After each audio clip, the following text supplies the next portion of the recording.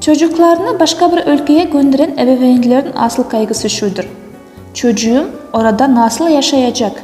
Aç kalmayacak mı? Donmayacak mı gibi endişeler. Yurt dışına giden bir öğrencinin ilk kaygısı evini özlediği, ikinci kaygısı ve merakı bizi orada nasıl karşılayacak? Bizim hakkımızda ne düşünüyorlar gibi sorular. Elbette başka bir ülke, başka bir yemek, başka yüz ve başka dil. Her şey farklı. Teşekkür ederim. Sen teşekkür ederim. Evet, deneyin. Негізінде Türk dostum болған сондай жақсы екен. Ya? Ses inin şurada, park orada. Tamam. Dönüşte de burada binin, dönün.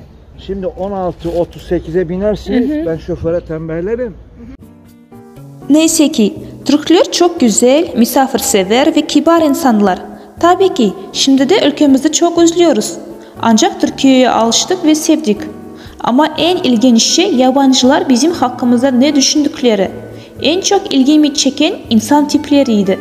Ve bu sebeple yabancılarla bir sosyal deney yaptım.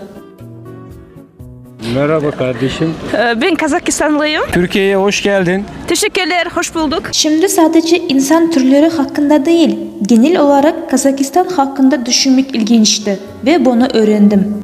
Yabancılara sosyal medyada Kazakistan hakkında sorular sordum. Ben Faslıyım. Kazakistan güzel bir ülke. İnsanları nazik ve utangaç. Ve Türkiye'de birçok arkadaşım var. Ana dili Rusça. Kazakistan hakkında çok bir şey bildiğim söylenemez ama Hoca Ahmet Yassavi'yi ve Nursultan Nazarbayev'i biliyorum. Bildiğim şey, Kazakistan'ın Sovyetler Birliği'nin bir parçası olduğu ve dünyanın en büyükleri arasında yer alan 2 petrol sahasına sahip olduğu. Kazakistan çok büyük bir ülke. Türk ve Müslüman ülkelerin en büyüğü olarak biliyorum. Orta Asya'nın bağımsız Türk devletlerinden birisi. Tabii ki Kazakistan hakkında iyi düşünüyoruz. Kırgız-Kazak kardeş kelimesinin kullanılması boşuna değildir. Biz kardeş bir milletiz. Dilimiz, dinimiz, örf ve adetlerimiz benzer. Kızları çok güzel. Kazakistan'ı hiç görmedim ama çok güzel bir ülke ve insanları iyi. Dünyanın en büyük kara ülkesi olduğunu biliyorum. Kazakistan, orada ne var bilmiyorum.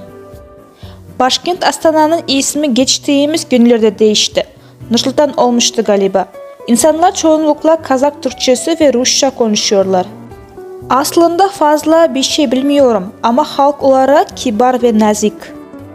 İnsanların sıcakkanlı olduğunu, yemeklerinin güzel olduğunu biliyorum. Görmek istediğim yerlerden biri. Türk ülkeleri arasında en büyük ülke. Beşparmak gibi güzel yemekleri var. Petrol kaynakları var. Kiril alfabesini bir türlü bırakamadı. Kırmızı meşhur. Bu yabancıların Kazakistan hakkında düşündükleri. Aklıma ilginç bir soru daha geldi. Bu sefer yabancılara değil, yurt dışındaki Kazaklardan sormak istedim. Ben Çinliyim. Xi'an şehrinde yaşıyorum. Ben Çin'i çok seviyorum. Ama Kazakistan'a gitmek lazım diye düşünüyorum. Çünkü gelecekteki çocuklarımın Kazak olmasını istiyorum. Ama Kazak ve Çinlilerin karakterleri birbirine benziyor. Benim adım Kazak ama ruhum Çin. Yediğim yemek tek Çin yemeği. Sanırım Kazakistan'dan bir karım olursa belki yemeği kendim yapacağım. Ben acı yemekler yiyerek büyüdüm. Sonra pirinç çok yiyoruz. Bizim ülkede yağlı ve tatlı yemekleri çok yemiyoruz. Ama et güzel. Kaza yemek lazım. Ama ben at etini hiç yemedim. Sadece inek etini yedim.